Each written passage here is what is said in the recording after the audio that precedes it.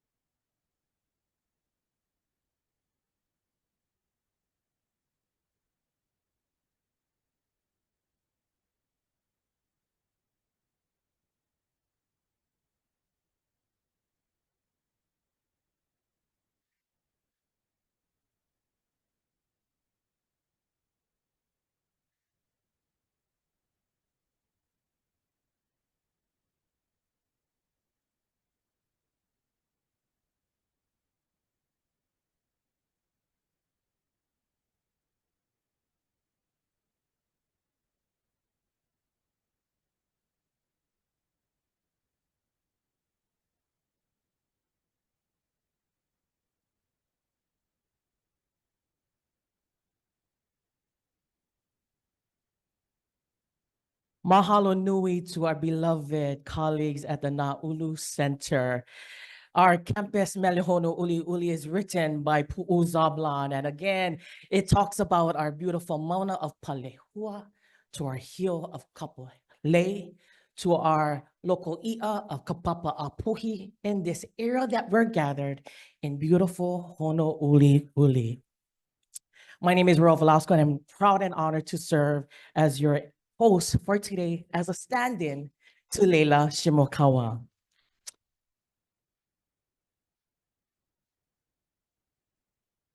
With this Ho'oya Aina, I like to add a component to this. I would like to begin acknowledging that the Aina on which we gather, the Ahupua'a of Hono Uli Uli, and the Moku of Ewa, and the Moku Puni of Oahu is part of the larger territory recognized by indigenous Hawaiians as their ancestral grandmother, Papa Hanau Moku. I recognize that Her Majesty, Queen Liliuokalani, yielded the Hawaiian Kingdom and these territories under duress and protest to the United States to avoid the bloodshed of her people. I further recognize that Hawaii remains an illegally occupied state of America. I recognize that each moment I am in Hawaii, she nourishes and gifts me with the opportunity to breathe her air, eat from her soils, drink from her waters, bathe in her sun, swim in her oceans, be kissed by her rains, and be embraced by her winds. I further recognize that the generations of indigenous Hawaiians and their knowledge systems shaped Hawaii in sustainable ways that allow me, you, and all of us to enjoy these gifts today. For this, I am grateful. And as a settler, I seek to support, and I hope you too, the many ways and the strategies that the indigenous people of Hawaii are using to protect their land and communities. And I commit, and hopefully you too, dedicate time and resources to working in solidarity. On behalf of the University of Hawaii West Oahu, it is with profound reflection that we offer up this Ho'oia Aina, this land acknowledgement, acknowledging Hawaii as an indigenous space whose original people are today identified as Native Hawaiians. The University of Hawaii West Oahu aligns within the University of Hawaii's commitment to foster the well-being of our indigenous communities through our academic processes within a 10-campus system-wide transformation we call Hawaii Papa'oke'au. With much aloha, we offer up this land acknowledgement and welcome to all gathered in this ahupua'a of Honouliuli, in the moku of Ewa, within the mokupuni of Oahu. This is Hawaii Ine, ano ai ke aloha.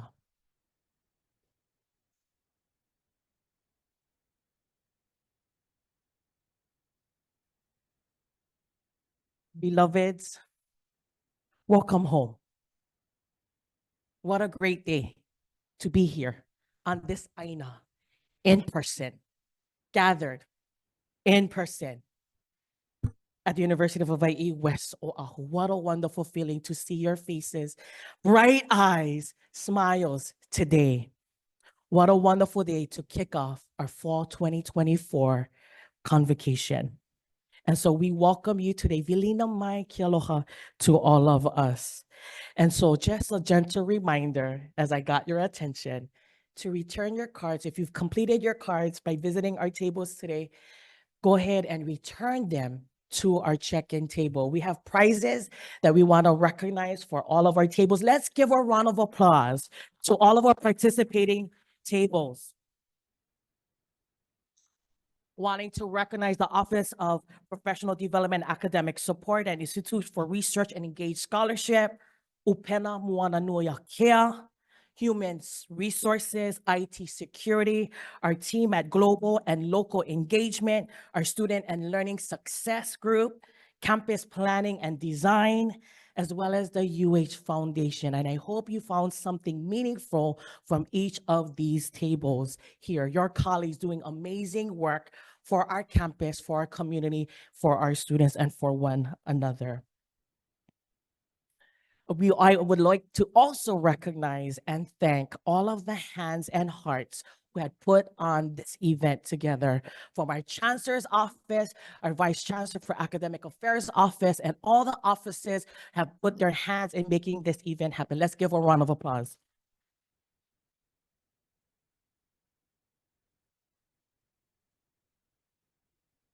Just the overview of the program before we call upon Auntie Manu to share some words on behalf of Auntie Lynette.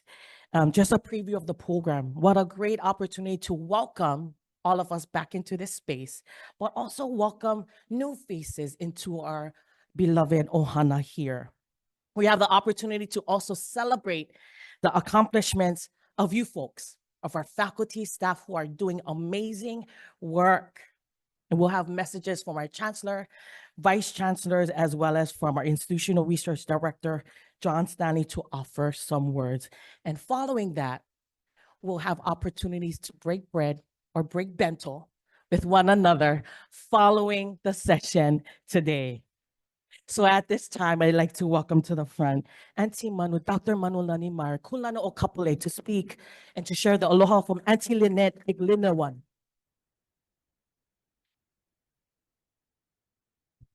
Aloha mai ka koa pau. I just want to say, Roel, that was one of the most profound ho'oio ainas. Ya mahalo nui no ko ike kupuna. Mahalo nui. I just felt Auntie Lynette wanted to thank him on behalf. Last week, I went and visited Auntie Lynette Paglinawan. She is our resident kupuna that will never leave this campus, because she has helped start and develop the Hawaiian and Indigenous Health and Healing major that Dr. Merritt now facilitates. And so Auntie wanted to share this message because I asked her, she's recovering from hip surgery. And I said, Auntie, would you like to share a message? Oh, she said, oh, yes. You know how kupuna are. Oh, yes. You must tell them. You must tell them that it is very, very vital now to engage deeply in pono, to engage in pilina. Pilina is us, pili, close. Pilina is relationality. She said it's about the quality of relationships, not the facts of them, she said. It's the quality. So she's saying to us, please enjoy the challenges of what it means to develop quality relationships, but take that challenge and enjoy the quality of your students, the quality of the challenges of this transformational society. But she really wanted me to say, please be aware that the future has an ancient heart, and it is about aloha. Uloa e kevelina a ke aloha. Loving is the practice of an awake mind. And that's what we want to practice together. So welcome to the new year, beloved Pu'eo. Mahalo nui.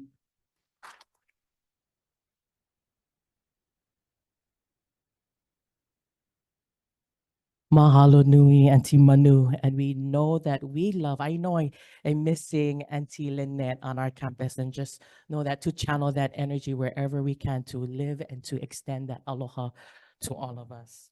Mahalo. At this time, I have the honor of also welcoming to the front to introduce our new ohana. Some of them may be returning, some of them in new positions, but to share that, we have our Human Resources Director, Celia Remillard.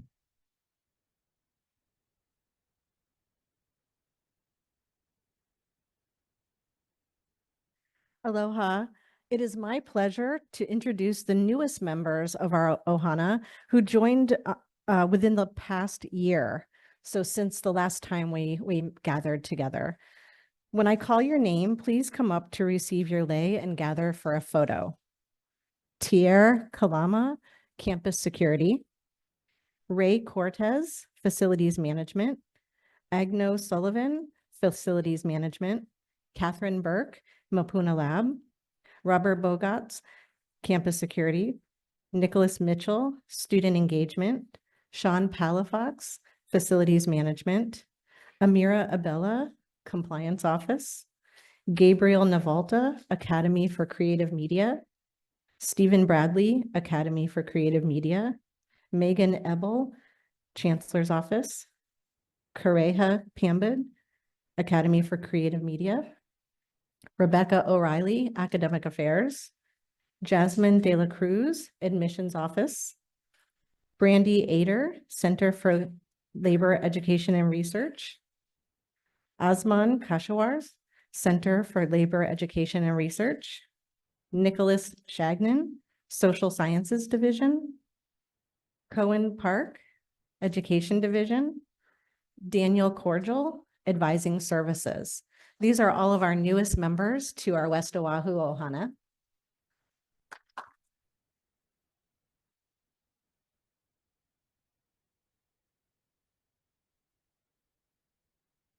So now I would like to call up some familiar, oh, sorry.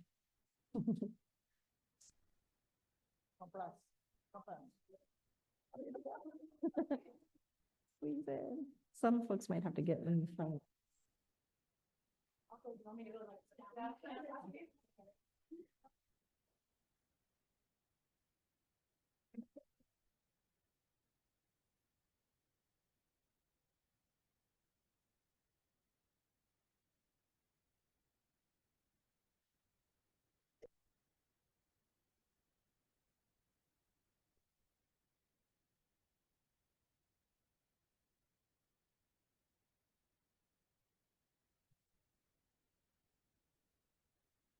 So now I would like to call up some familiar faces who have returned to our UH West Oahu Ohana this year.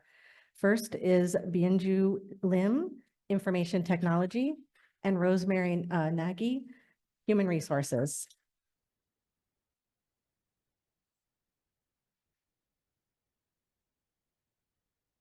And finally, I would like to recognize those who have transferred to new roles within UH West Oahu. And that would be Kimberly I, Administrative Officer for the Chancellor's Office. Lindsay Roberts, Program Director, Compliance Office. Martin Motooka, Director of Admissions, Student Affairs. Aloha Espinosa, Junior Specialist, Student Equity and Access. Amy Bumatai, Senior Education Specialist, Chancellor's Office. And Macy Remular, Junior Specialist, Student Equity and Access.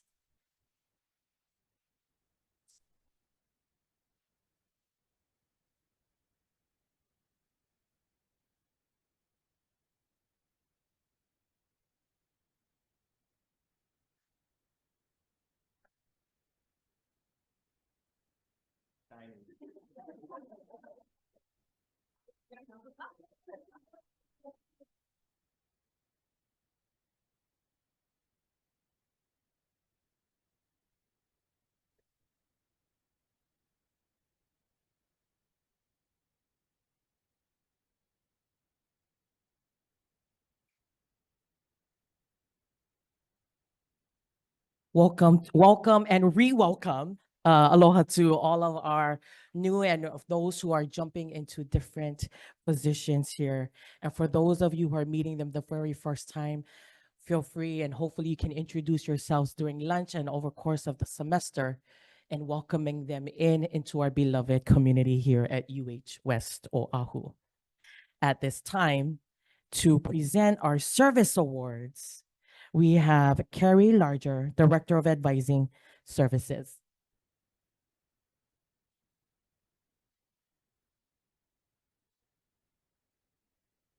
Aloha mai kākou. I use an olelo no'eau quite often in education, and I think it's appropriate today.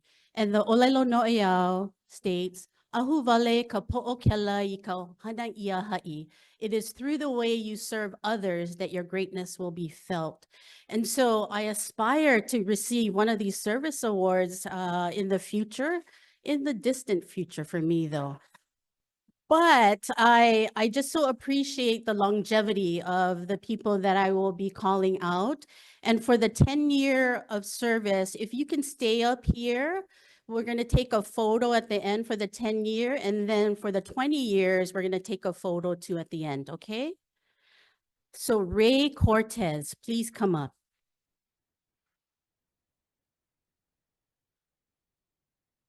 Cassie Fuelas.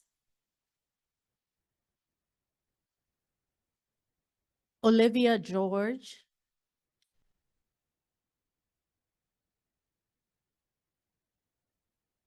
Heather Junie.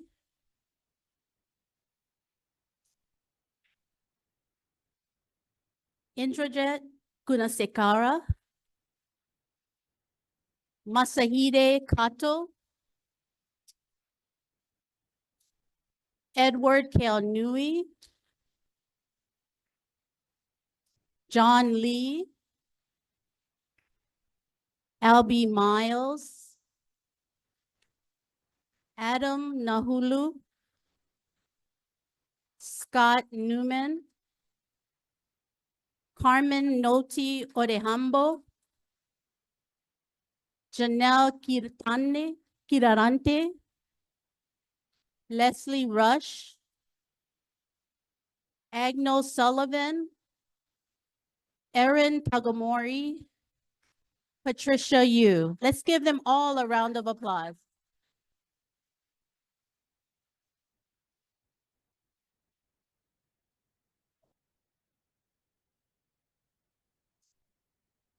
Tying kihei is such an art, so it'll take a little bit for all of them to get their kihei.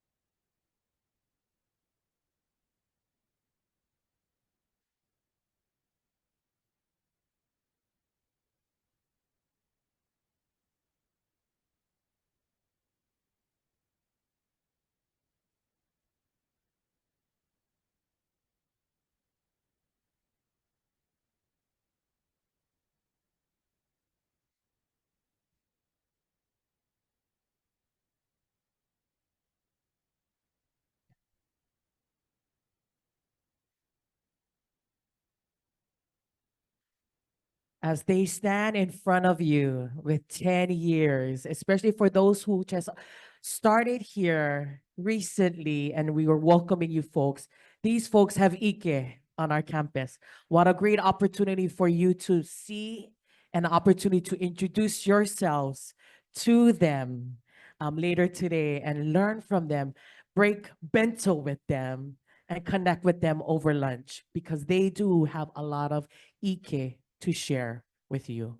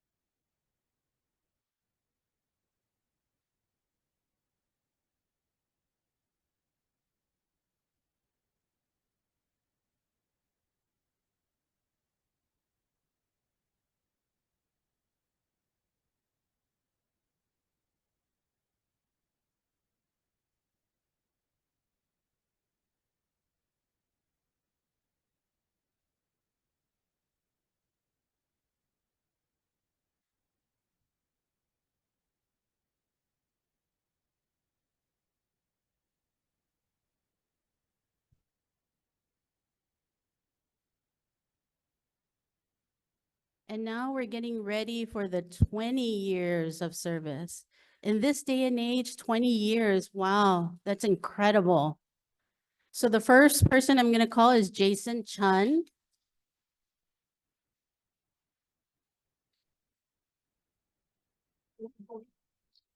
Saili Manu Lili Mayava, Doctor. Monique Marinesco. Stanley Orr. Kyle Sargent. And Jennifer Watanabe.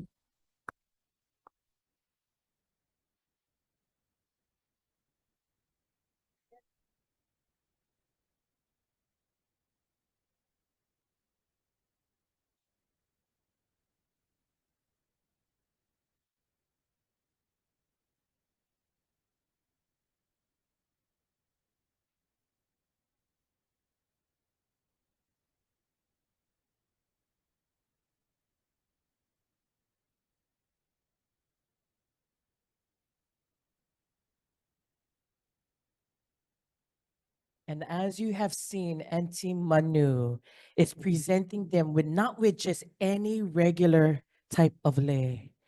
This has been actually put together by Auntie Manu. So there is special things that went into this, the handmade crafting of this beautiful lei.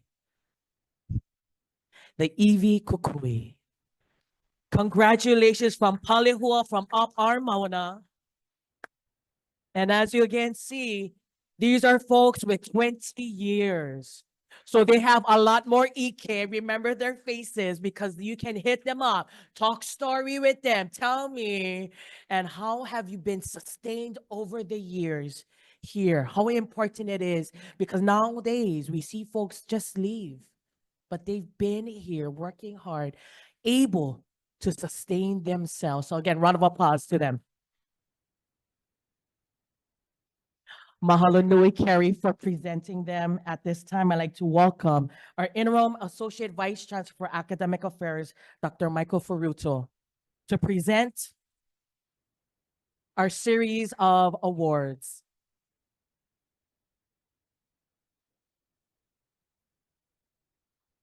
Okay, thanks, Roel.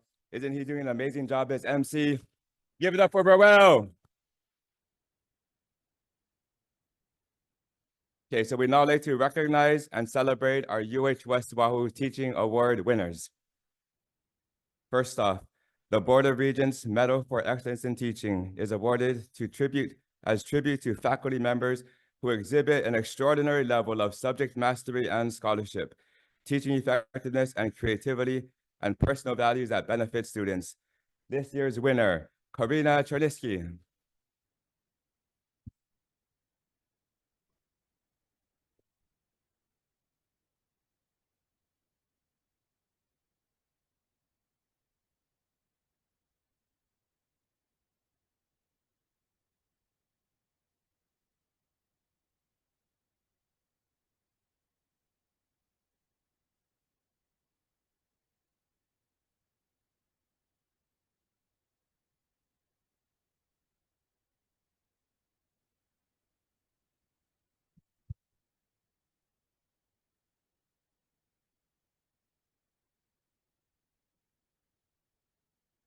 Okay, next up, we have the Francis Davis Award for Excellence in Undergraduate Teaching. Recognizes dedication and demonstrated excellence as teachers of undergraduate students. Let's give it up for Dr. Bonnie Bittman.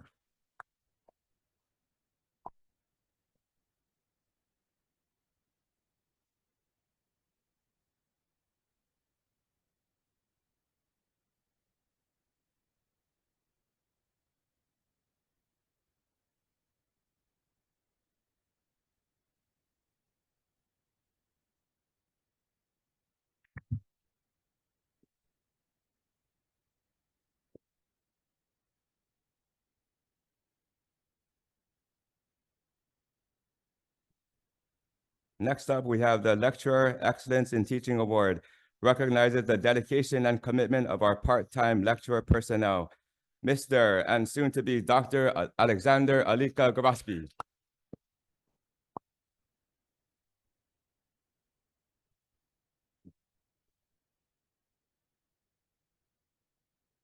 And last but not least, the Laulima Teaching Innovation Award recognizes a UH West Oahu faculty member for innovation, excellence, and achievement in online instruction, Dr. Joy Mahiko.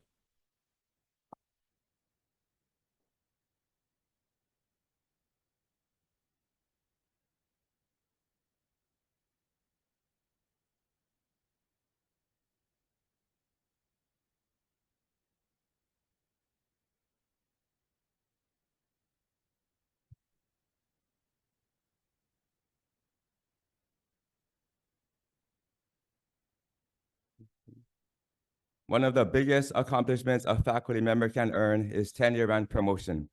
We'd like to celebrate the commitment and distinction of those who earned TNP this year. First off, Rebecca Carino Agustin.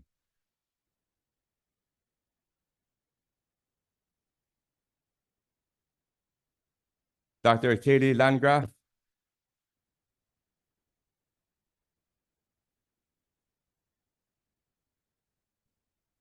Dr. Michael Miranda.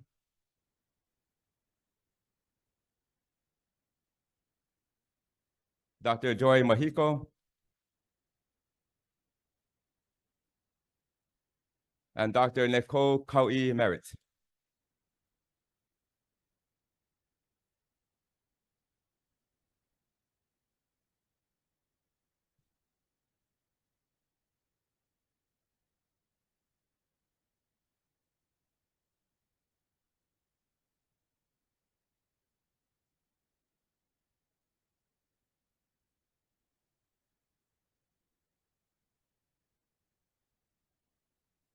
We'd also like to celebrate those who were promoted from associate to full professor, Dr. Kamuela Young.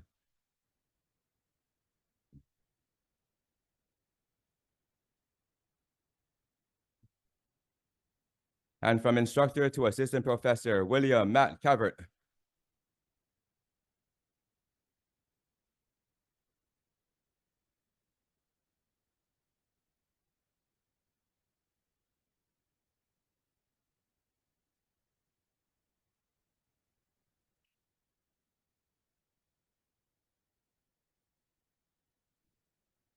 We'd now like to honor and our dedicated faculty and staff celebrating retirement. Linda Rando, 15 years of service.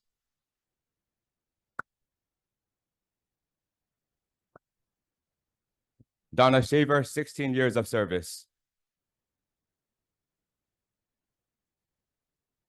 Chris Coneybear, 28 years. Sandra Maki, 46 years.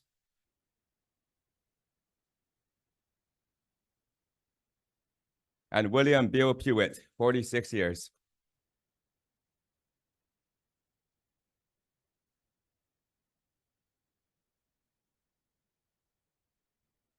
Truly, what a day to celebrate the accomplishments of you folks. Round of applause again to all of those who are recognized for their years of service, receiving tenure and promotion, and those who have retired. That means a lot of these folks, again, have a lot of ike. So if you ever see them around campus, feel free to extend, introduce yourself, connect with them, talk story with them. Mahalo nui, Dr. Ferruto, for presenting these awards. At this time, without further ado, we'd like to welcome our Chancellor, Dr. Minette Benham.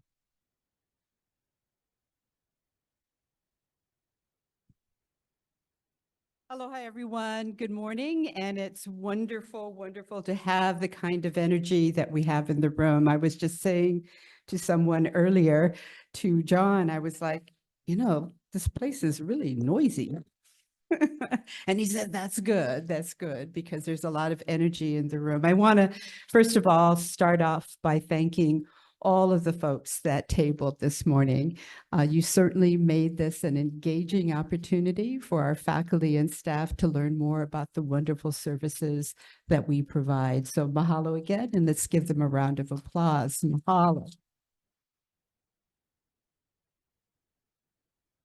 I also would like to thank my staff, both Serena, Chris, and Kim I, our student assistant, Hiva Campbell, facilities special events, Len and her team for helping to set this up today. They did an excellent job of not only preparing some morning snacks for everybody, but making sure that all of us had everything that we needed for today's event. And of course, ordering your bentos. I know, Ruel, you enjoy saying breaking bentos. That's a really great line. And I'm just hoping that there's, as you know, vegetables in your your bento today. So the purpose of our time together during this fall convocation is to do several things. And the first is, of course, to celebrate all of you and your achievements over the last year. And it's an honor for myself and the vice chancellors to actually recognize the accomplishments. Now, we don't have the time to go through every single person and every contribution that you made to make this a dynamic, vibrant, and living place that serves not only our students, but serves their families and the communities of this region, but also fills your soul, your spirit with a sense of wellness, but also a sense of pride. We don't have time for that, so I just want to take a moment to mahalo deeply every one of you for stepping up, stepping in, and holding each other's hand. As we know, Auntie Lynette, who we wish was here with us, but she is here with us in spirit, really wants us to engage in authentic, deep relationships with one another over the course of the next year. So celebration is one part of this morning's event, but the other piece is to provide you with information, not only about our programs, but about land planning. It's about what we're doing to move our campus programs forward. So we will be providing you with a bit of a high-level vision of where we're going this academic year. So you'll hear from our vice chancellors, and you'll also hear from John Stanley, who's the director of our information research office. Unfortunately, today we don't have our executive director of strategic planning, assessment, and accreditation. So I will unfortunately, provide you with information that she would provide you with. Jess is currently, as some of you know, on a Fulbright in Brazil, engaging in Indigenous evaluation methodologies. So we are in touch with her, and she's learning a lot, and we can't wait for her to come back home. So if we could go to the next slide, I just want to remind everyone that at this campus, there are certain values and principles by which we live by. This is our vision. We are a premier, comprehensive Indigenous serving institution, a regional institution that serves all students, all learners, all people on the west side of Oahu and the central side of Oahu. And in fact, across the state of Hawaii. Our mission is to do just that. As you know, what you do every single day is to provide your students with a 21st century learning environment where they can actualize their dreams, where they can uplift their family, where they can find a sense of self and well-being to be of service when they graduate from our programs.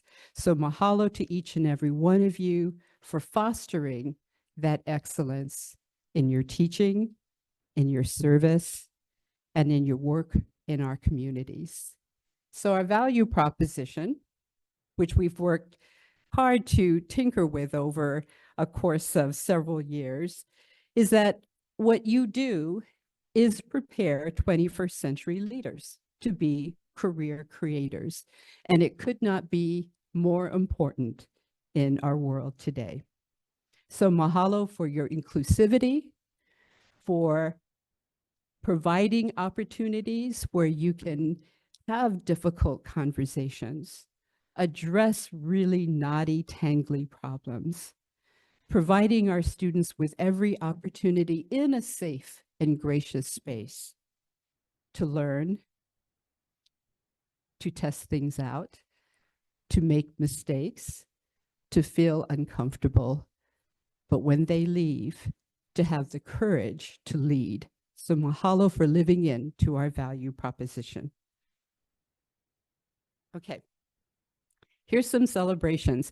Now, a lot of the data that you will get about these different highlights that we're presenting, you will get from John in just a moment. But take a moment to take a look at the 4 different slides that we have here. We do need to celebrate our enrollment growth. We are very close to pre-pandemic numbers. In 2020 and 2021, we broke the 3,000 mark, heading up to 3,200. With the impact of COVID, we slid down as to be expected, but we are making our way up. And for that, I want to mahalo our enrollment management team, our admissions team, and all the faculty who are holding hands with them to get our students back on campus. John will go over the degrees, which are tremendous, the amount of degrees that we are awarding. And we have a special celebratory slide to share with you. That's all the teaser I'm going to give, John. I'll leave it to you. And so we have a very high graduation rate. And we have wonderful, you graduate absolutely brilliant students. You can see our ranking, last year's rankings. And really all I can say is that the newest rankings will be released soon, I think next week. And we have done much better. Okay, so be looking out for those. The next slide. You see our early college numbers, the number of students that we're serving across the islands and in other places, and the fast-growing Academy for Creative Media program and the diversity of our student body. I was asked recently why we do early college. And we took on early college not because we wanted to increase our enrollment, although that helps. But what we know in our region is that there will be students who go on to college, but there are many more students who don't even know that it's a choice.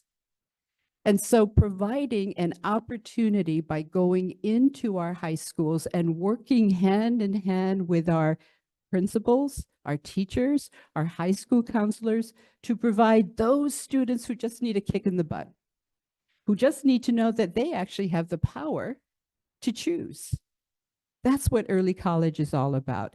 And with the help of both Kamania last year, coupling with Gary Roy, that early college program is really turning a corner, and we're envisioning a lot of transformative activities to really bring in that middle group of kids that really, if they chose to go to higher ed, we're here to create a wonderful, smooth glide path for all of them. Before I go on to the next slide, on behalf of your executive team, your vice chancellors and myself, we are in search, as you know, of an associate vice chancellor for academic affairs. And this year, Michael Furoto has stepped up to take the interim position while that search goes on. But last year, we had a very special person who joined our little group. And we were amazed, as many of you already know, at the commitment she made, not only to ensure that we got everything done we needed to do, but as a faculty member, as a community leader, she brought her A game and she served everyone. We want to give her a great big mahalo and thank you for her service last year as your interim associate vice chancellor for academic affairs. Kamania.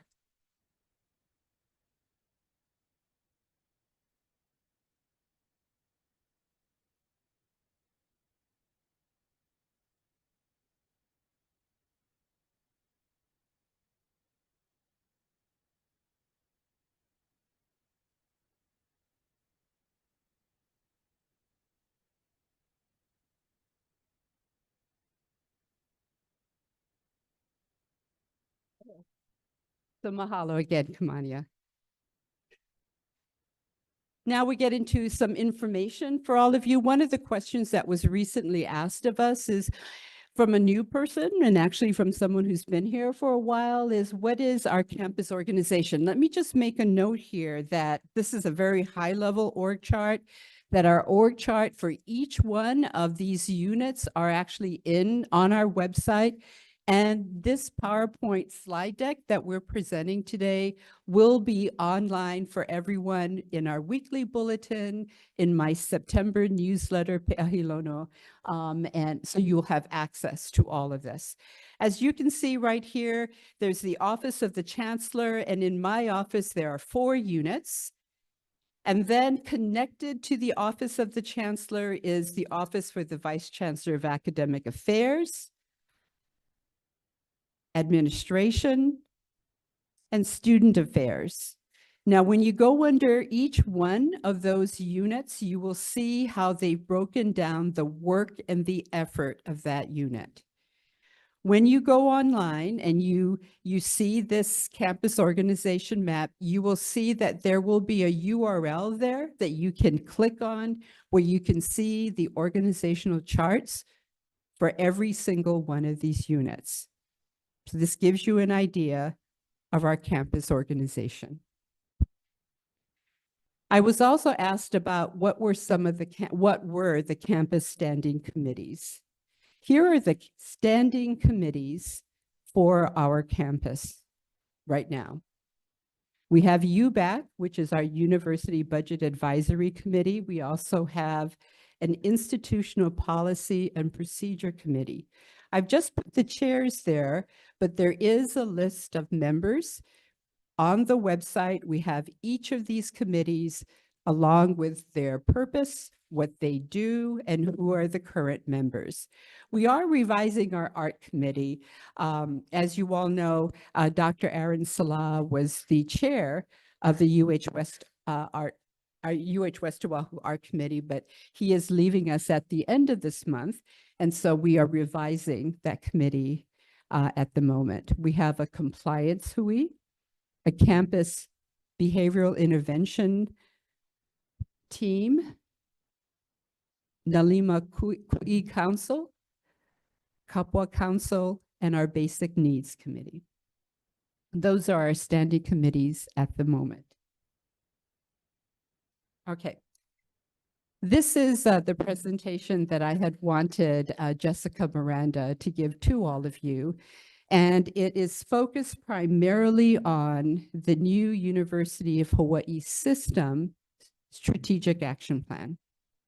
Now, it is really important that I provide you with some overarching information about the imperatives, primarily because all of the campuses within the system, our performance are actually measured by our achieving or meeting the metrics that each of these objectives set up for the campuses to achieve.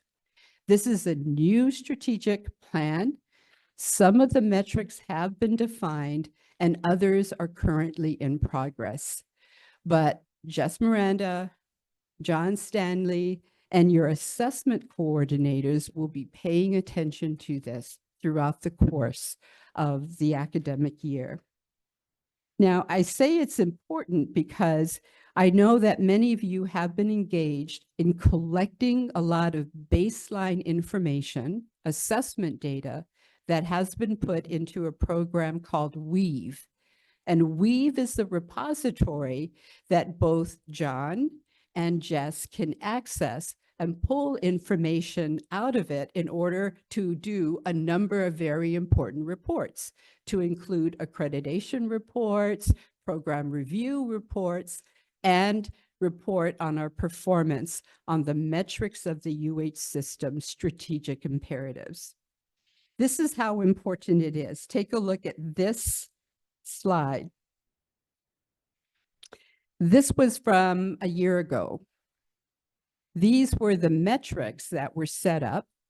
They're numeric metrics that were set up. There's an algorithm that's used by the system to see how we meet those metrics. And these metrics were defined from the past UH system scorecard, strategic plan scorecard.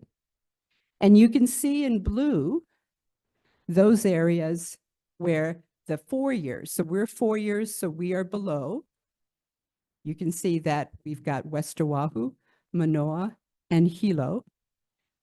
And you can see the areas in which we met the goal and we did a good job of meeting the goal. This is why that's important for us to assess what we're doing and report good numbers. So we will keep you informed about what the new strategic metrics will be, and as well as keep you posted on our achievement, our efforts to achieve those metrics. So what I'd like to do very briefly is to go over the 4 University of Hawaii system strategic imperatives. I don't have the time to go into any detail, but again, you will have the URL where you can go and check in. So there are 4 imperatives. Each of the imperatives has a goal. Each of the imperatives has objectives, and each of the imperatives currently have draft metrics. I'm just going to be showing you the imperative and the goal. I think we have the first one in spades. I think, well, that's my thinking. You all do such a wonderful job. of ensuring that we live into the kuleana of being an Indigenous serving institution. Let's see, let's go on to the next one. Developing successful students for a better future. Please also know that our strategic imperatives, what we're measuring for our strategic plan, aligns with this imperative. The third is meeting Hawaii's workforce needs today and tomorrow. And I really need to give a shout out to all of those folks that are not only working in early college, but to all of our programmatic and to Lo'ea Akiona who are making sure that your students have every opportunity to do internships, to be connected with the industry and professional businesses. That is so important for our students to be successful in the careers, or at least explore whether or not they want to, do a particular job. The next one is to diversify Hawaii's economy through UH innovation and research. Now, you folks have been hearing a lot about this. There was a big press conference about how much money we're bringing in to do research and innovation and whatnot. Manoa is the big organization that's set up to do this. Hilo's right behind them. And sometimes you wonder, well, what about us? We are doing a hell of a job. I have to say that since I've been here in 2017, we only really had like one, maybe two, a Gear Up, a Title III. But right now we have U.S. Department of Education grants, Title III grants, NSF grants. We're going after the Department of Economy grants. We're getting philanthropic monies. We have to give a shout out to Dr. Albie Miles and Matt Lau for the work that they're doing in food systems and on a system-wide level, and the amount of resources and opportunities they bring not only to our students, but to the community. The MNHS faculty and our science educators have brought in resources from NSF, from TCUP, and they continue to bring in resources. I got to keep hiring administrative officers to help them out. So thank you, all of our STEM folks. And Christy Mello and Ariel Rankin, they both have brought in tremendous amount of resources for their students to do really good work here in Hawaii. And our teacher educators. I don't know if very much of you know that our Title III work and our other philanthropic monies that Kathy and Joy are bringing in are really helping us to grow our own educators and successfully placing, what is it, Mary? 98% of our graduates? 99% of our graduates who are teaching and continue to be teaching in our public school systems. And of course, I can go on with the library, Ulu Ulu, and the Academy for Creative Media. So we are producing, we are in fact bringing in resources that support not only your scholarship and your teaching, but it provides resources for scholarships for students, employing students, really getting them excited about making a difference and living their dreams when they leave. So just real quickly, in case you have forgotten, our strategic imperatives, you can go on, and again, you can go online and see the strategic plan. So again, the first imperative is increasing student success and engagement. I will say that given COVID and the new UH system, strategic plan, right now, your vice chancellors have been taking a look at these imperatives, and they're tweaking some of the strategies and tactics and metrics to actually meet the needs of today. So the second one is advancing dynamic and integrated learning experiences. And the third is strengthening our assets and infrastructure. And again, a shout out to Bonnie and her entire team. I hope you had a chance to put in your suggestions. Yes, you folks want real food, you want cheap food, a variety of things. See, I told you guys we wanted a gas station. We could have made a lot of money on a gas station, but oh well, okay. So those are our three imperatives. Now, there are many ways in which we're able to collect the data that we need to collect to actually realize that we are doing what it is that we say we are doing. And there are many ways that we are beginning to present our data both immersively as well as in a PowerPoint presentation. So I am now going to turn the time over to John Stanley, who is the director of our Institutional Research Office, who's going to do the by the numbers for you.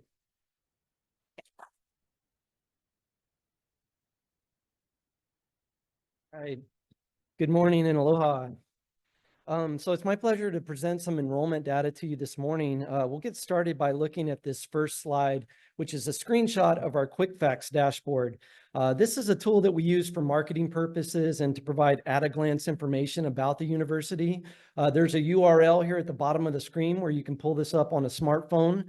I'll take a chance to highlight some of the more noteworthy data points here that really demonstrate how diverse our student body is. Firstly, the racial ethnic makeup of our campus, Native Hawaiian and part Hawaiian students represent 28% of our student body. That's the highest percentage of Native Hawaiian students in the system. Filipinos represent 23% of the students on our campus. That's the second highest next to LCC on our campus. 11% of our students are actively residing on the neighbor islands. As you can see from the map here, each of these bubbles represents a cluster of students living in a particular geographic region. 39% of our students are ages 25 or older, and the average age of our students is 26 years old. 2 out of 3 of our students are transfer students.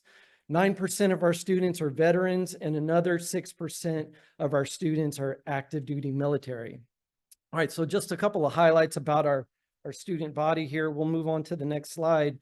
This is our historical enrollment dating back to 1976 when our campus was first founded, all the way up to present time, plus 3 years of projected data. In 2008, we passed the 1,000 student watermark and started a period of rapid enrollment growth from that time on, passing 3,000 students just 9 years later in 2017. During this time, we were ranked by the Chronicle of Higher Education numerous times as being the fastest growing baccalaureate college in the nation. Enrollment has since leveled off, but we're projected to bounce back above 3,000 students in the next few years. We'll take a look at our next slide here, point in time enrollment.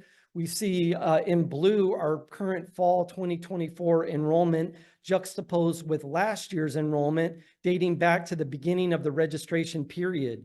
Right around 50 days before the first day of the fall semester, we had a campus-wide registration push, and you can see that that did help boost our enrollment at that time. You can see by the inflection point right around 50 days prior to the first day of fall semester.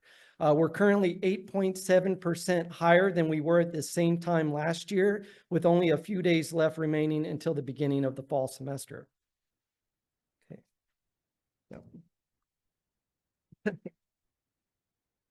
Taking a look at new student enrollment for the last 5 years for our target populations of first-time transfers, Native Hawaiian, and Filipino students, we did see a bounce back in the number of acceptances and enrollees for fall 2023, and fall 2024 numbers are on track to be about level with what they were for fall 2023. Notably, first-time enrollment is at a 5-year high. Filipino new student enrollment is at a 4-year high. Native Hawaiian new student enrollment is at a 3-year high, and transfer enrollment is at a 2-year high. Okay. Moving on, an overview of our retention and graduation rates. The most notable figure here would be our most recent 6-year graduation rate of 46.8%. That's an all-time record high. By way of comparison, the average 6-year graduation rate for our peer institutions is 42%. Our 27.6% 4-year graduation rate is the second highest on record. And our most recent 69% retention rate hasn't gotten back up to the 70% range yet, but we're still 2.5 percentage points higher than our peer average. Okay. Degrees awarded. This is an area of one of the more exceptional aspects of our campus. As the chancellor mentioned, we graduate a lot of students relative to the size of our institution. The first chart on the left is a bar chart that essentially expresses the degree output per capita. It's a ratio of the number of bachelor degrees awarded in an academic year divided by the undergraduate enrollment for an academic year. At 23.9%, we're over 4.5 percentage points more productive than the peer average. On the right, you'll see bachelor degrees awarded for the last 3 years. Notably, we graduated 262 students this most recent year with distinction. That's also the highest number on record. Okay. And finally, we'll take a look at our postgraduate outcomes data. The cohort default rate, this is an accountability metric used by the Federal Department of Education, and it essentially measures the percentage of students who took out student loans and defaulted in their first 3 years of repayment. At 1.5%, we're very near zero, and we're lower than our peer average of 2.2%. We're also lower in terms of median total debt of our students after graduation at $14,500 compared to $19,934 for our peer school average.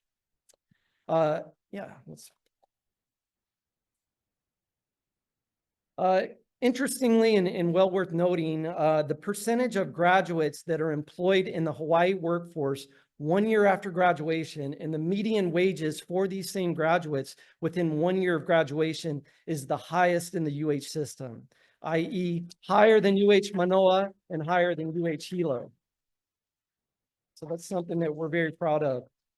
Okay, so just to recap, enrollment is trending higher this fall. First-time enrollment is at a 5-year high. We still have the highest percentage of Native Hawaiian students in the system. Retention and graduation rates are at near all-time highs, including a record high 6-year graduation rate. Degree output per capita is exceptionally high. Postgraduate outcomes, including employment and median wages, are the highest in the UH system. All right, so that concludes my part of the By the Numbers segment. With that, I will pass the baton to Vice Chancellor McDonald. To Roel, actually. Have a great fall semester and mahalo nui.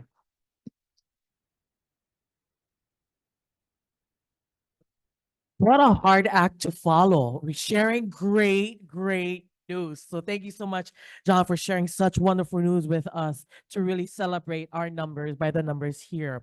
So I have the honor of really recognizing our winners for completing the cards for participating in our table. So we want to call up our first winner. First winner will be throughout the next series of presentations announcing a winner. So our first winner, thanks to the Chancellor's office for the donated items, Jana Yamashita.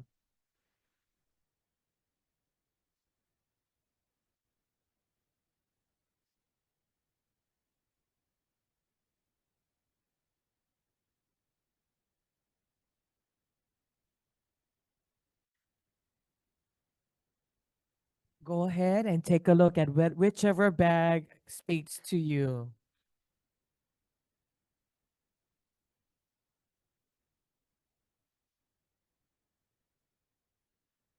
She asked, maybe the biggest one. Totally up to you, Jana. Congratulations. I want to welcome to the front our Vice Chancellor for Administration, Dr. McDonald.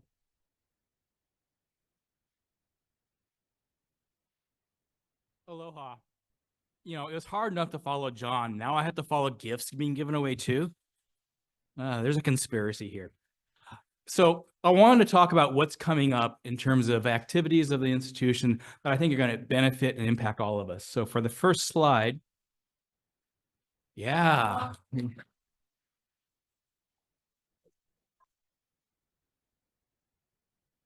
So imagine in 18 months, that entire parking lot having PV panels above it, as well as the space behind the facilities building. That activity will allow us to go to net zero, which means we will be producing as much electricity as we use. From a fiscal standpoint, that will generate approximately $2 million per year in savings that we can then reinvest in key strategic initiatives for the institution. Hey, this is very exciting. I want to thank Wendy Tatsuno and others for their leadership and help, because this, like everything else we do, is a team effort. So certainly, this is something we're going to celebrate. Also note that this is an academic opportunity. We will have a chance for our students to learn either how to model. So Esther and I have talked about perhaps some math classes or math projects on modeling the savings, costs, and things like that. And as well as within BUSA, our facilities management, really how do we give our students the experience in doing something that's renewable? Because we know across the state and across the world, renewable energy is critically important. So, and more shade, absolutely. So those car shades, yeah, you can retire those in a year and a half, absolutely. And I also want to acknowledge that this funding is really possible, or this project is possible, because we had generous support from the legislature. We're using some of our reserves in a strategic way, and we're also maximizing new federal tax incentives. So this was a great opportunity and timing. Our next slide is housing. Yeah. So many thanks to Bonnie Arakawa and her team, because we're 99% done with a formal study that was brought to, or that was conducted by Scion Consulting.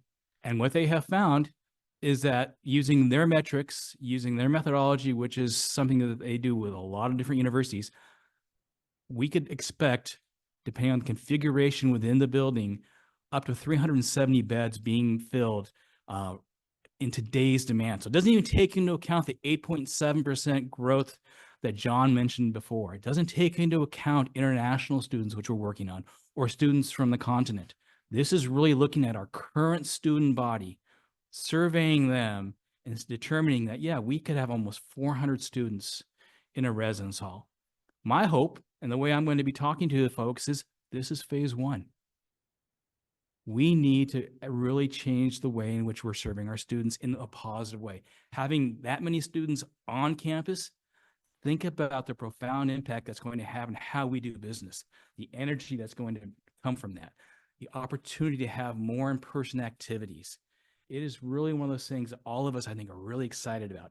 It will be a P3 project, which means we'll be doing it in partnership. And it's probably 3 to 5 years out by the time we look at all the funding, all the zoning, all the pieces, but it is on our horizon and we're working on it. And I'm very excited that this has what I consider to be real potential for us. Next slide.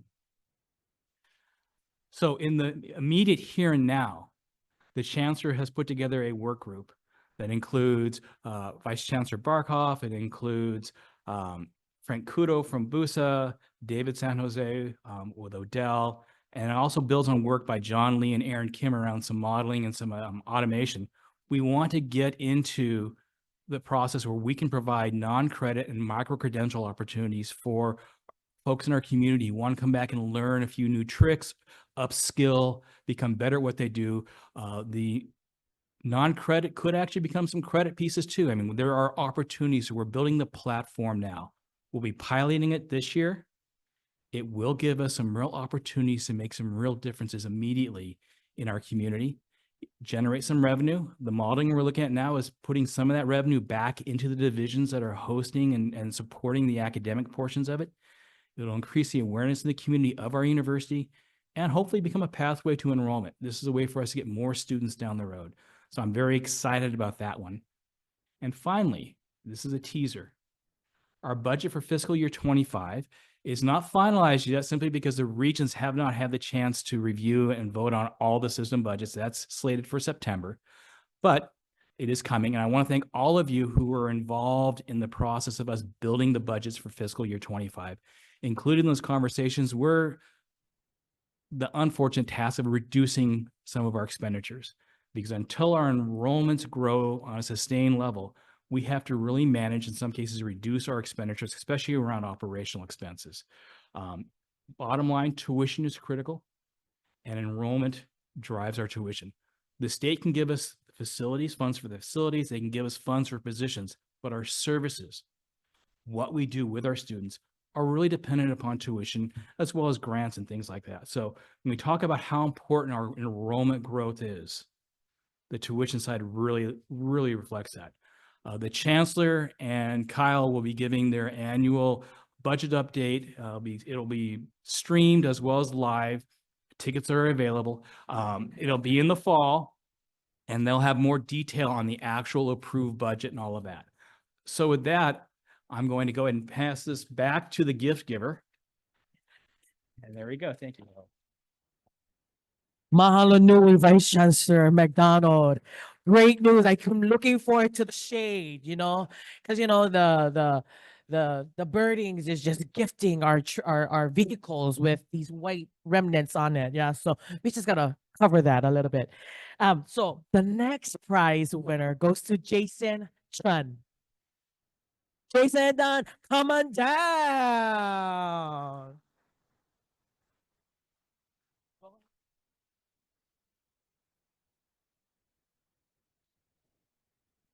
And the simplest one, he can enjoy libations with others. So feel free to connect with him. Libations, enjoy some libations, my friend. At this time, we have our Vice Chancellor for Student Affairs, Dr. D. Uwono, for her update. At least I know after mine, we will have another prize. So you have something to look forward to, right?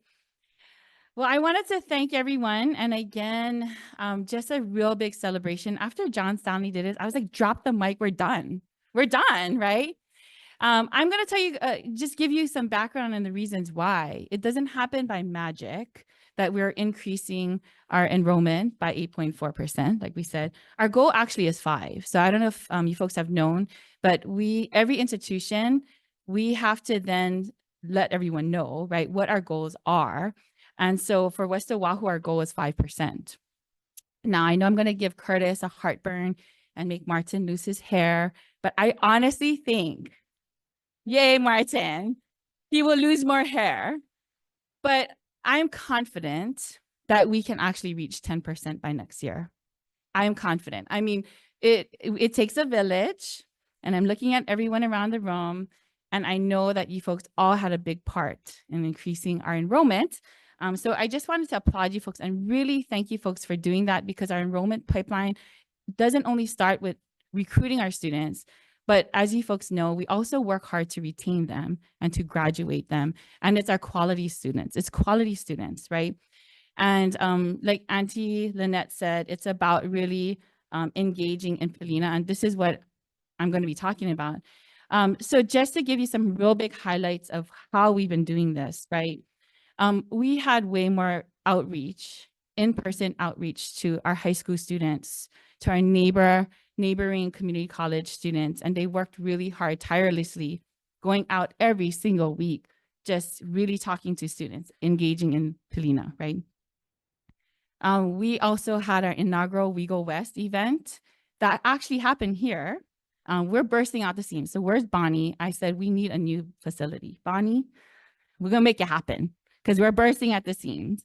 It's gonna be a fire hazard soon.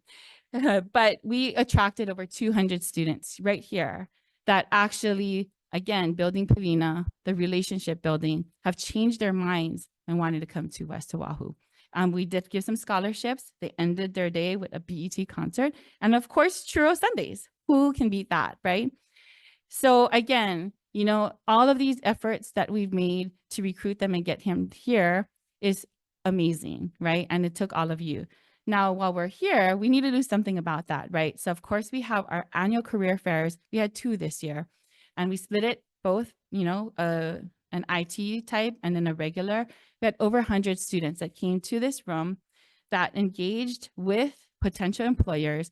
And the reason why they Loel, poor guy, he had to try to fit employers in because they want to come to the space because we build quality students. So I don't know how many of you folks know that.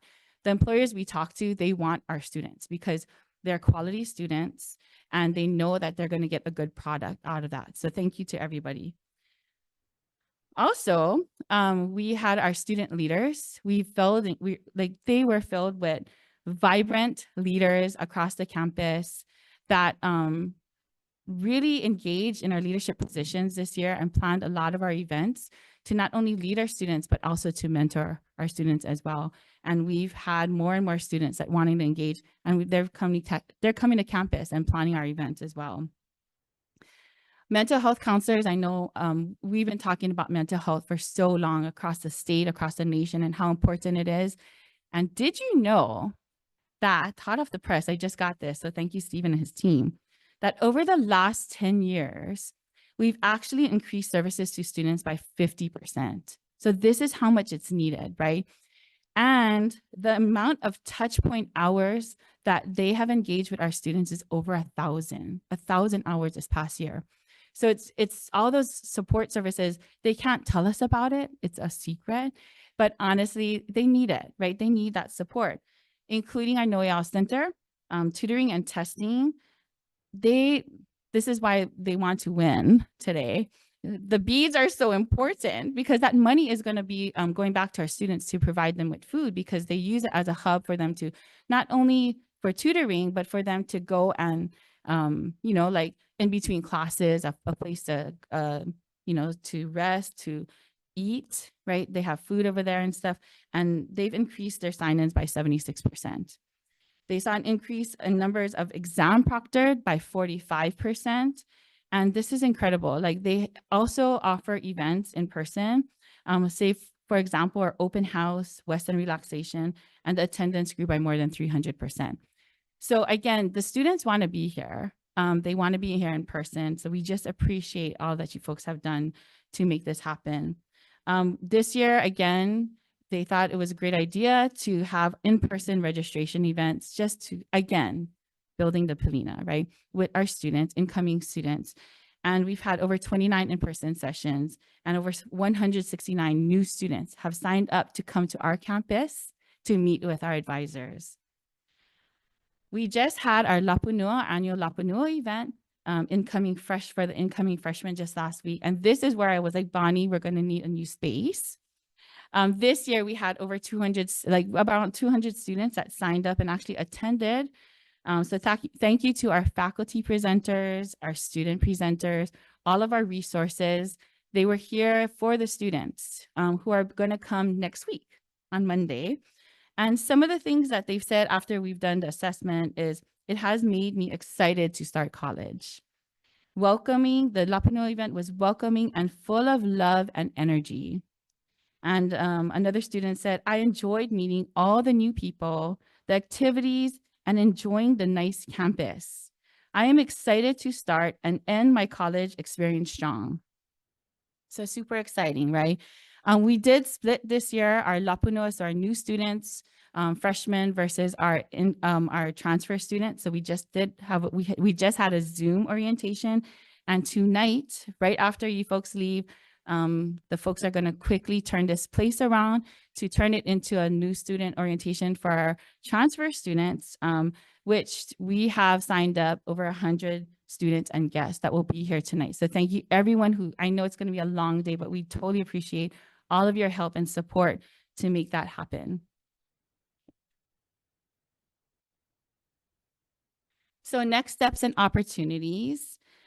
We do need a customer relationship management, a CRM system. Most schools have it. We don't. And so we do a lot of things manually. And you all know why Martin doesn't have hair now, right? He is doing a lot of things. He and his team are doing a lot of things manually, and which most schools have it automated. And we do need that because, again, Auntie Lynette said, right, let's engage in Palina. That means a lot of work, right? In person, engaging in them. And that's what our students want. We have computer systems that can actually do that, to send out reminders, to send out information, to recruit our students in a different way. So we have to work on that. Amazon Choice is a great opportunity. I don't know if you folks know, but we are the only four-year institution that they selected us to partner with them, meaning that if they work there, so an employee, so you can spread the word, an Amazon employee will get a $5,000 benefit to come to our campus and to come to school here. So that's a great opportunity for us. We're suspecting that it'll probably increase our enrollment by January because there's some stipulations around that. And we need to work more, we need to work harder on our transfer students. So we have our student success advisors who will be out there this semester at the community colleges to really talk to those students and get to know them so that they can come here. And we do have 2 grants that are super helpful that have already been building that relationship. John Stanley talked about veteran and military students too. We have a big opportunity there that we really haven't touched as much. And we have neighboring military bases that we can actually start partnering with. Our Western undergraduate exchange numbers are pretty low. So we're going to take a look at that and see how we can recruit those students. And of course, we talked about the early college and career hub. We need a name for it, a really fancy name. If you guys have suggestions, let us know, which is building a pipeline from early college all the way to, basically getting really great jobs out there. And lastly, this is the enrollment subcommittees that we're forming this semester. We are asking, and we have some list of names of folks from academic affairs, from administration, from student affairs. But if you would like to come and join us in any one of these subcommittees, by all means, please let us know. We're going to be starting up those committees this semester. We would love your voices because it does take a village, and there's a lot that goes into recruitment and retention and graduation. And so we would love your voices. If you're interested, please let us know. You can talk to Rona, you can talk to your VCs and stuff. If not, maybe we'll have voluntold sheets there. Okay. Anyways, but thank you again so much for all that you folks have done. Prizes. Let me just a little bit add in and just to give a little shout out. With the We Go West event, they brought in the most sought after band in the state of Hawaii, BET. So let's give our friends at the Nauru Center for making that happen. And hopefully we can really expand. And I want to echo the words of growing our campus. I'm looking at Bonnie and our administration, because yes, we need bigger facilities to hold 500, 1,000 capacity spaces. Okay. And I'll mention about Amazon. How many of us are waiting for, I know, because we make purchases via the university accounts. It takes 2 months. So let's hope as an Amazon choice, it takes 1 day to get here. Right? Let's cross our fingers. Let's cross our fingers. Okay. So next prize winner, Kay Nagata. Kay Nagata. Come on down, Kay. Well, I was told that you need to be here. So, Kay, okay, I see you. I see you. Okay, we have 2 more prizes, 1 prize after this.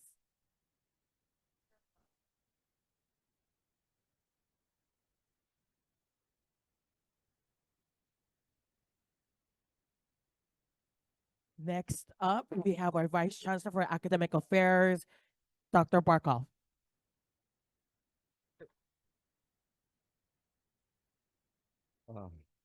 Aloha mai kako. O ke ike makaana mai ia oko me ke aloha. Makeia makahiki kula ho. Ka'u e hau'oli'oli nei. It is so good to see you all and welcome you to the new academic year. And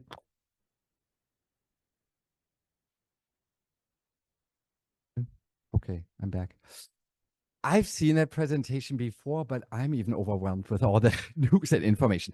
So if you allow me, I would kind of like reset us a little bit, okay? If you're able, would you mind standing up just for a second? I'm inviting you to stand up. Okay, have a little room around you. So now I'm inviting you to try to see if you can stand on one leg and you can use your arm to balance. Try to see if that works. And if you're there, I'm inviting you now to take the risk to close your eyes.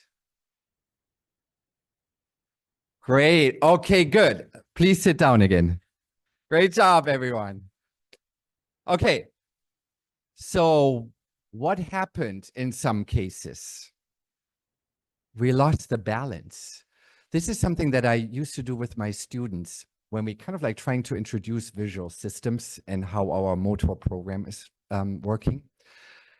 I want to introduce, and that seems to be a real stretch, the concept of a'o and using a'o in how we move forward. A'o is such a beautiful concept. The Hawaiians always understood that when I teach, when I'm the kumu, I'm also always the haumana. I'm always also the student. Manu, I was so lucky to have her introducing me to those concepts almost 20 years ago. But what's the beauty about it is when you really embrace that you're constantly learning from your environment, it is an extremely humbling experience and kind of like mindset that you get. Because you're never the one who gets in like, I have all the expertise. No, you're not. And that's beautiful. Why this little experiment? To one, we needed to shake our body a little bit. But the other part is we closed our eyes and we were missing information that we need to keep something basic as balance. Balance in life is meaning like to see things, to be aware, to be conscious, to look out for each other, for our environment, our physical, our spiritual, our mental environments. And we learn all the time. To keep standing, to be balanced, means to have open eyes, to look out. And it also means we depending on that. We talked about building relationship. There's always the relationship. You always learn from every student, from every person that you meet. And I would like for us to embrace that going into our new academic year when we have student online, hybrid, in person, and how we interact with each other. We're always learning. I've learned so much in the first year, I can tell you, every day. And I'm really, really grateful to all of you who have given me that opportunity to be part of this community and really using our Hawaiian knowledge as a foundation, how we conduct ourselves and how we move forward. And with that mindset, if we go to our first slide, a big goal for us, you see the Naipu here, the beautiful units that we have. A big goal for us is to go into looking into our academic master plan. Where are we? Where do we want to go? What kind of programs? So that will be a big step for us. And that includes also modalities. When we have the next slides, because you're familiar with this, it's on our website. Here are some information about modality. There were a lot of questions about it. I talked to a lot of you about it. And here you can see, when you look at the little graph, that we are almost back to pre-pandemic in terms of the modalities that we have. The question is really, where do we want to be? And that would be also including what kind of programs. Talk to Manu a little bit before here. We can use online and have a very meaningful instructional experience. We are the campus who is known for doing a quality, high quality job on that. And that is something that's very, very important. We have seen some students, especially from the system level, the student caucus approach the president, the chancellors, and us vice chancellors, and they have been asking for more in-person interactions, not necessarily full classes in person, like something like NoHo sessions, something like where is there a meaningful experience, again, to have the opportunity to share space and learn from each other. That does not mean that we cannot have then also very, very meaningful online and virtual interactions. And so that's exciting how we build that. I see a lot of potential. You see that the 11% of hybrid, different modalities, different technology that we can use. And so I'm excited to see that, and how we move forward will be a discussion that is driven, like the curriculum, by the faculty. You guys are the experts. We facilitate that process because we have to report it to your system and Board of Regents. Next slide, please. So what are the kind of like things that we kind of look forward for us in the academic year? Good news already, we have new program codes for the Certificate in Digital Marketing, the Bachelor of Arts in Sustainable Community Food System, and the Bachelor of Education with concentration in early childhood. And that technically really means if the student is now in STAR, they can actually do the what if journey. And that's great. So they are really, we're are at that point now. And a big part, what we want to do besides the academic program, I'm going to visit all the divisions and work with your division chairs on a process, how we all work together on those next steps, looking at programs, what works well, where do we need more resources? Okay, I shouldn't say that because we need more resources all over. But how can we make it happen? That's a big part that we look into. What are new ideas? We have a lot of new ideas. Faculty are amazing, and you guys are the experts, and we're moving forward in that direction. Another big part is that what we want to look, and it goes hand in hand, and it's with student affairs. A big part is those program pathways and pathways for students in terms of having a schedule, knowing exactly at what point, what class is coming. It helps us to be more efficient and effective in how we schedule. You know, scheduling is such a big, and we have a new scheduler, Becky. I hope you guys have met her. She's absolutely amazing.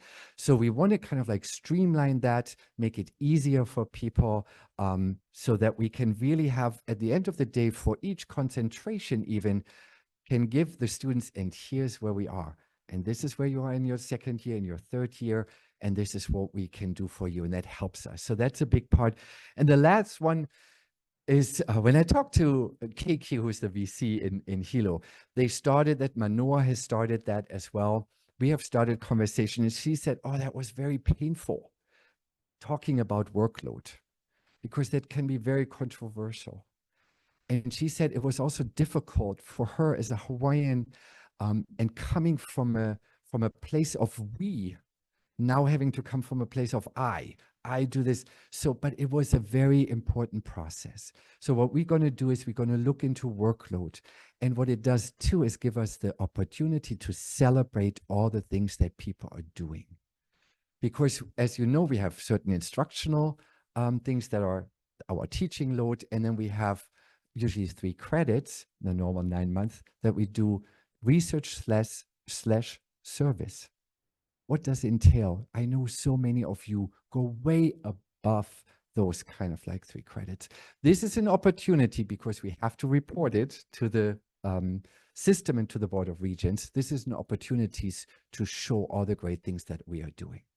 So I see it as an opportunity, but so that's going to come up.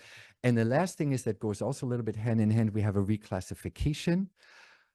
I'm going to take any anxiety away that someone might have heard about and felt in that moment.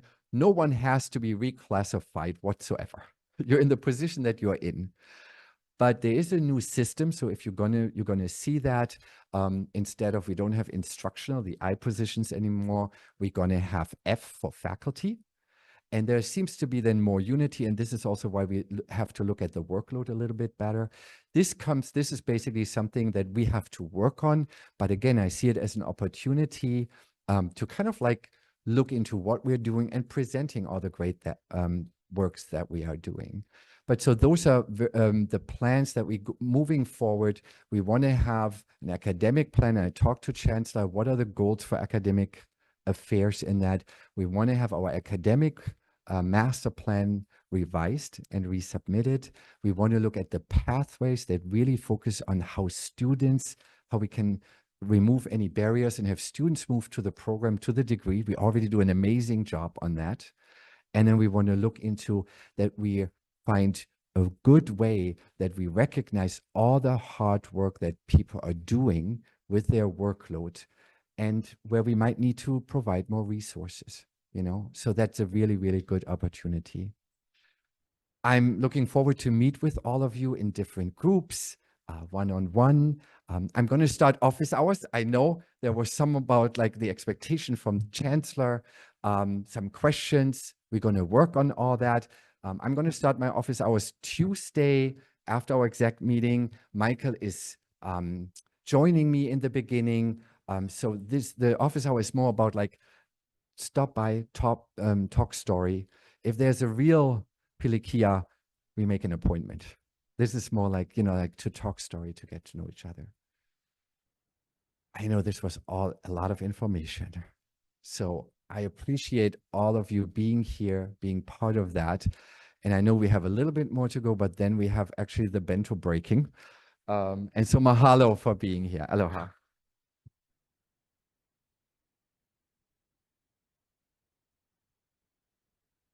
Mahalo nui, Dr. Barkov, Vice Chancellor for Academic Affairs, for sharing that great work, great things ahead in store for all of us. And I like the where you mentioned about the workload, how important it is to be mindful of that. So thank you for that, mahalo nui. Our final prize, and this goes to Linda Axel Thompson. Come on down. And this is not no ordinary type of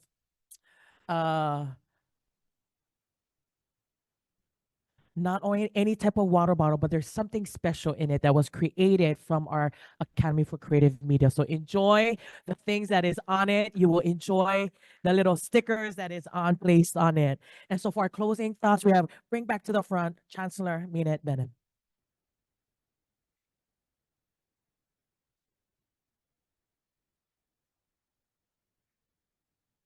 So we're getting to the end. We're getting to the end. Thank you so much for your patience and your endurance.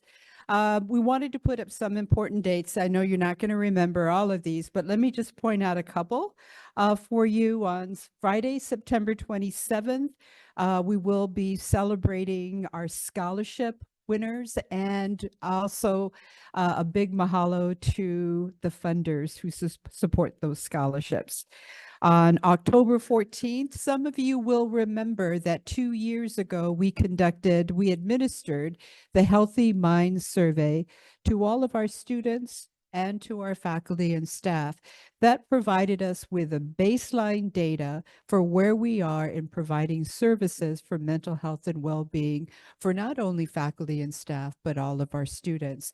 We are in a longitudinal study, and so this is the second study we will be doing to see how far we've gone and what we need to do next.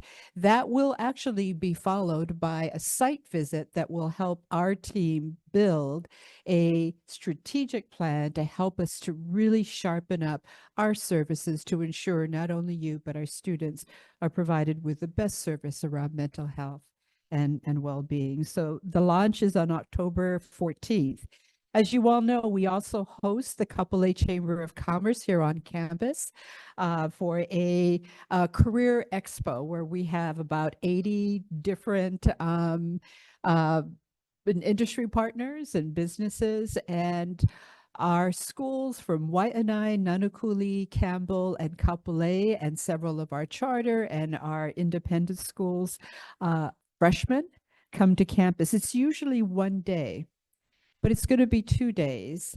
And the reason for that is that together, Campbell and Kapolei have close to 1,400 freshmen this year.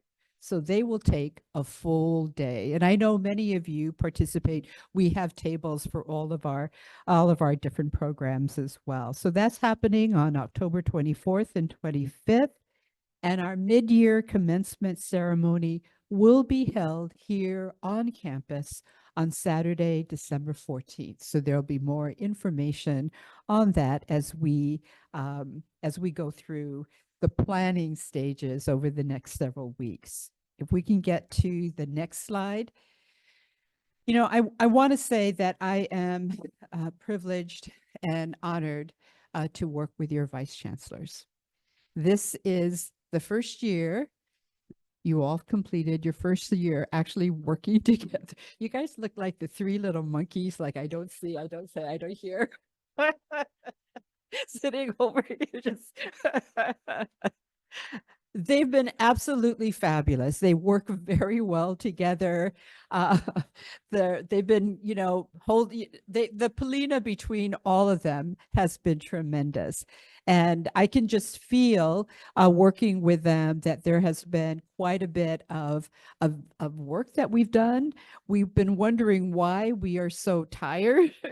There's been a lot of revisioning of the work and the effort that we have been doing over the last, well, since I've been here in 2017, as it should be with a new set of leaders. So I just wanted to mahalo the three of you for the work that you've contributed, the care that you have for your faculty and staff, and really your commitment to this university and to this region. So mahalo to the three of you. My pleasure to work with you. I'll buy you guys lunch later.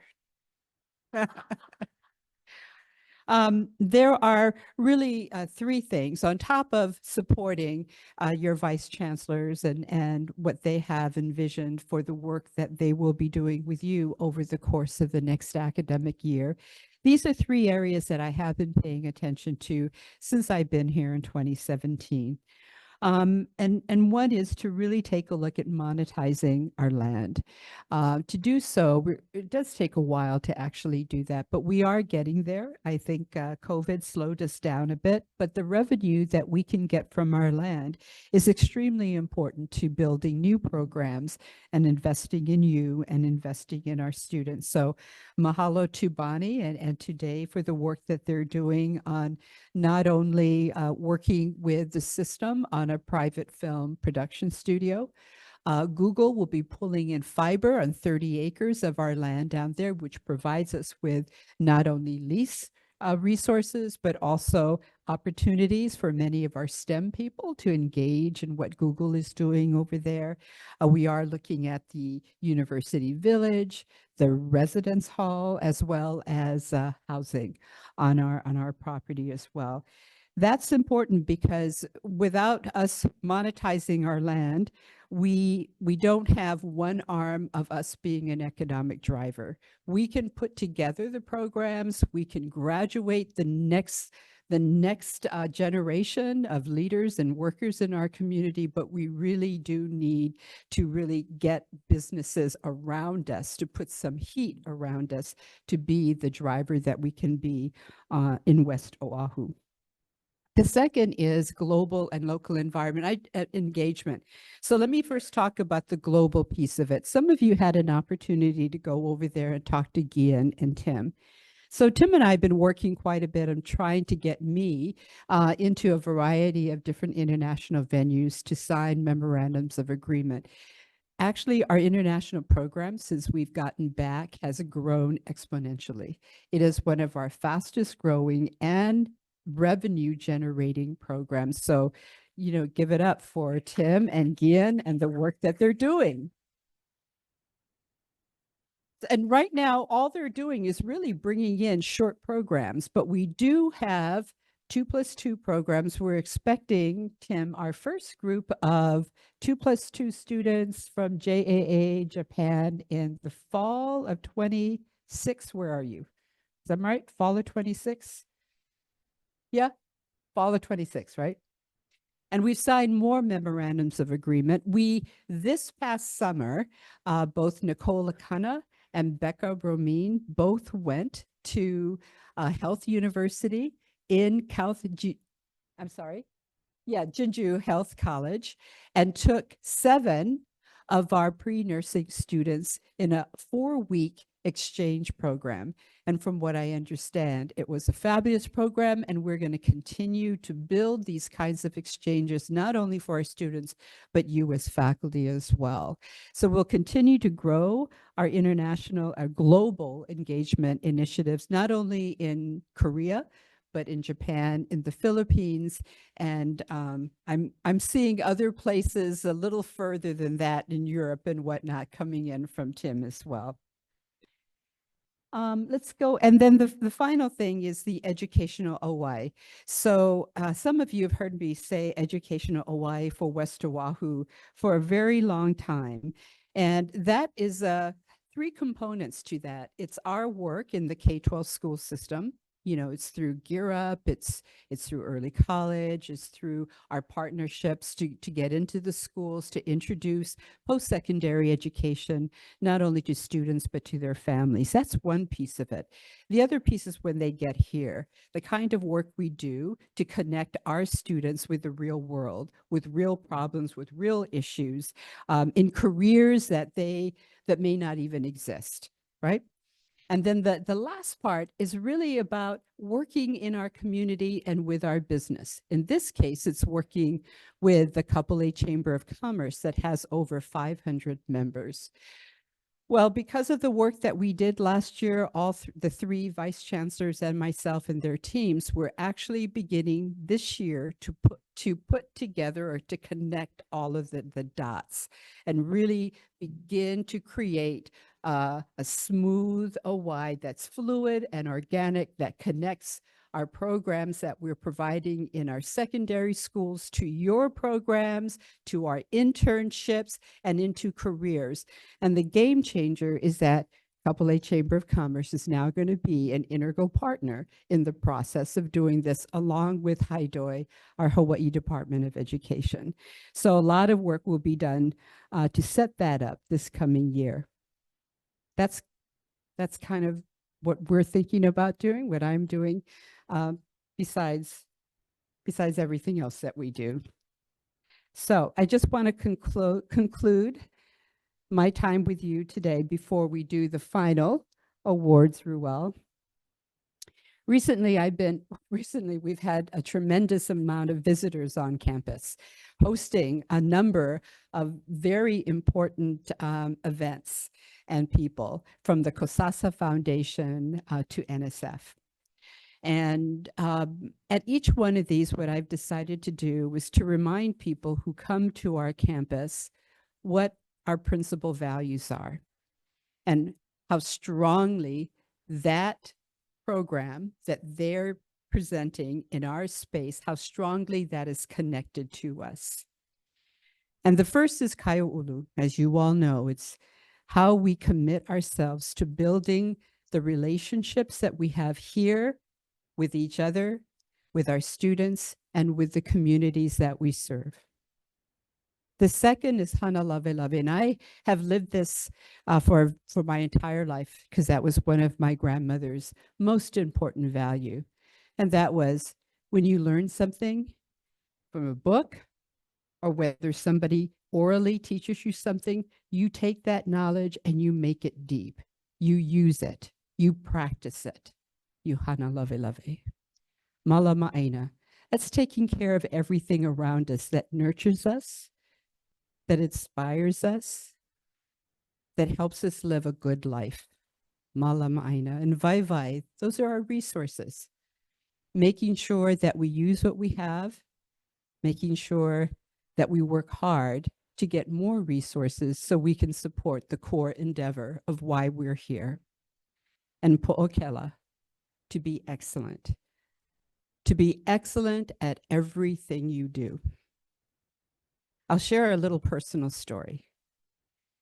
My daughter, who is a freshman here this year, feels totally stressed out, only because she knows that her mom expects Po'okela. So if she's in your class, go easy on her, please. She just said, I have to say, you chose to come here. I did. But Po'okela is important. I expect excellence not only for myself and for my family, but I know you do of yourself and your students as well. So he maka'au, he upena kako. We are just the little maka, the little eyes, but together we make a net together, our pilina and our relationships. So again, welcome back. For those of you who are new to the Ohana, welcome. And we hope that our embrace, our values are something that you can embrace as well. But before I forgot to mention this earlier, I really want to thank the University of Hawaii Foundation for being here. So wave over here. They were integral in helping us participate in the first Giving Day where we had, if you remember, we had influencers who were sending out, messages, and we really want to get our programs back on the map again with them in the spring when they do the Giving Day again as well. But Darian Padilla, who is our campus developer, wasn't able to be here today. But I wanted to say to you that she has done an enormous job of increasing the giving to this campus. And I appreciate all of you for connecting. If you're interested in learning more about philanthropic giving, then these are the people. So thank you for coming, and we hope you enjoyed our little family gathering here today. Mahalo to everybody, and let's get to the final prizes. Mahalo nui, Chancellor. And so I do have the honor to present our tabling awards. And so our tabling awards will be receiving these series of bucks. It is going to be actual real money. It's not real money now, but for the winners, you'll be able to redeem it with the Chancellor's office with Kim I. So congratulations to all of our participating tables. Let's give them a round of applause once again. So we have $100 Puel Bucks card, and this has accumulated a total of 378, and this goes to Upena Moananua Kia. Congratulations to our team. So come on over to the front. Somebody come on down and run over. Let's go, team. Gabby, I know you play volleyball, so you can hustle, you can run.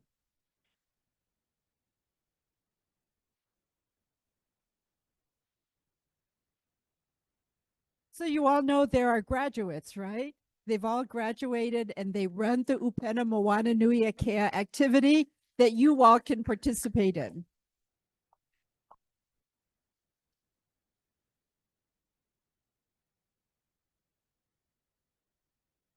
Congratulations. And now for $150, bucks, I should say, goes to that collected a total of 782 beads, goes to IT security.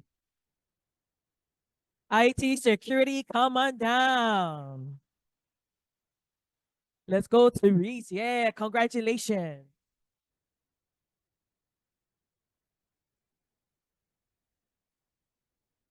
I have this, I'm really happy. Teresa, come here. After you take a picture, come, okay. So this is extremely important. I really wanted her to do a presentation today because your security online is extremely important to us and to you. And what's so scary is what she said to me the other day about how many hits we had, that her team, helps to shield so that we're safe. I don't remember. Yeah.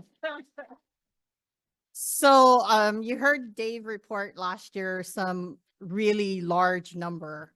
Last year, sometime in the past couple months, we actually hit that same number in one day because we were being attacked because of our firewall.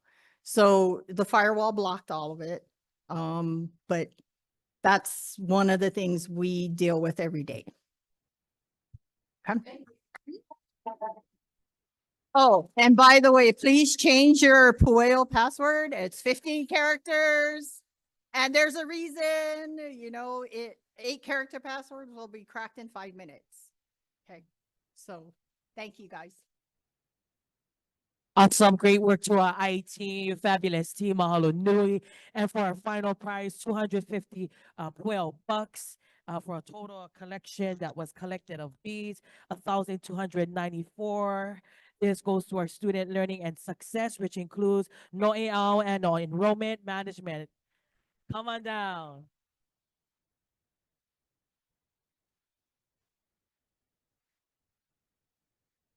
Yay, congratulations, team. By no way I had a hand in this. Okay, no hand, no way.